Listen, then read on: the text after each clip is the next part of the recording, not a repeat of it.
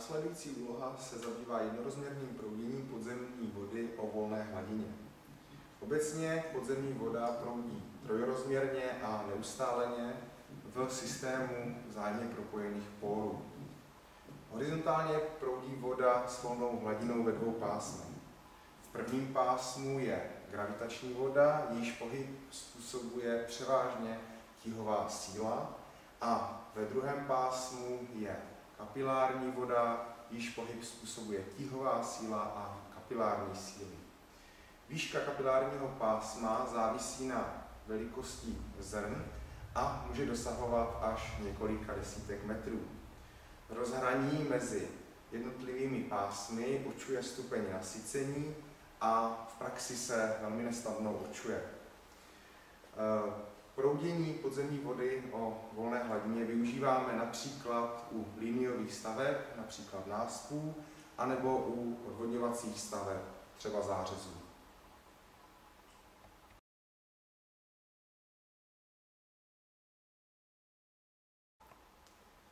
Úloha má dva cíle.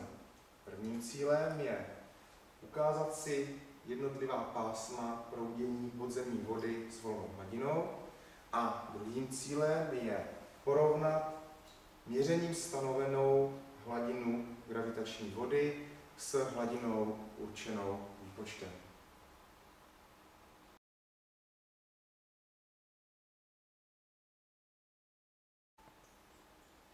A nyní si můžeme popsat měřící zařízení. Hadící je přiváděna voda do napouštěcí komory a odtud voda proudí přes dělící stěnu a geotextilí, která působí jako filtr, do měřící komory. V měřící komoře je umístěn porezní materiál a v našem případě písek. Abychom mohli vykreslit průběh gravitační vody, používáme pro tyto účely piezometrů umístěných v měřící komoře. Voda z měřící komory proudí přes geotextilí a dělící stěnu do odtokové komory. Dále odtéká hadicí do dolní nádrže, kde budeme stanovovat průtok objemovou metodou. K tomu budeme využívat časomíru, délkové měřidlo a válec.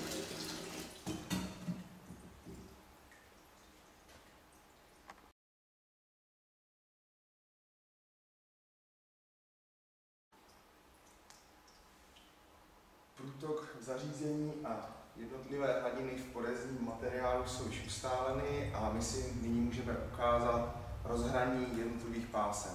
Pásma gravitační vody a pásma kapilární vody. Proto použiju fix. Nejdříve vyznačím pásmo kapilární vody.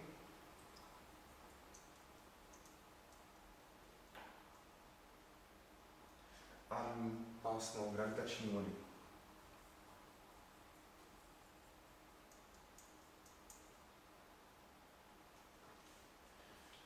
Můžeme si všimnout, že pásmo kapilární vody je po své délce přibližně stejně vysoké a pod ním se teď nachází pásmo gravitační vody.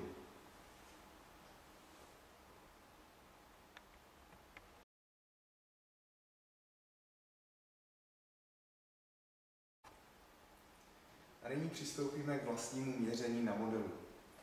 Nejprve si změříme šířku a délku měřící komory.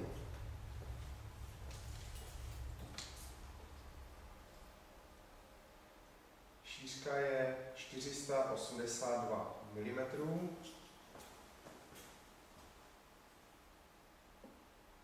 a délka je 500 mm.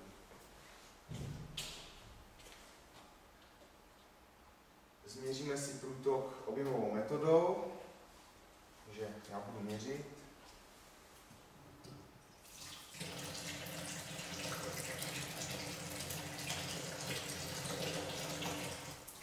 Připravit teď.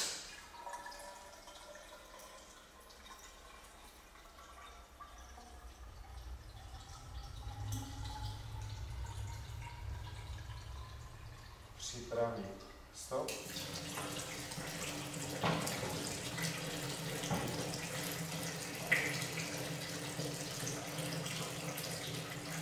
Objem 730 ml.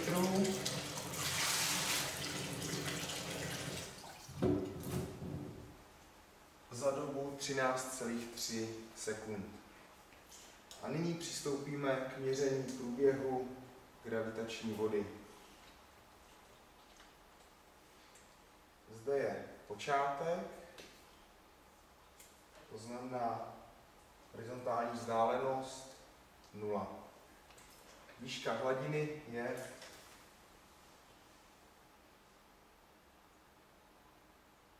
355 mm. Ve vzdálenosti 50 mm je hloubka vody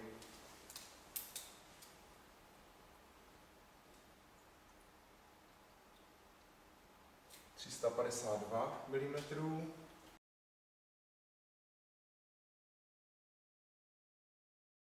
Ve vzdálenosti 450 mm. Máme hloubku 272 mm. A na konci vzdálenosti 500 mm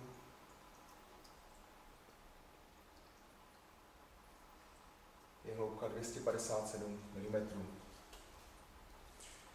Měření je nyní u konce a můžeme přejít k vyhodnocení výsledků.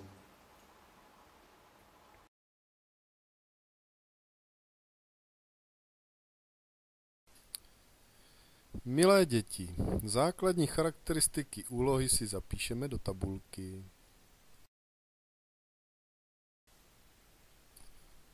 Nejprve si poznačíme šířku a délku měřící komory a objem a čas, které budeme potřebovat pro stanovení průtoku.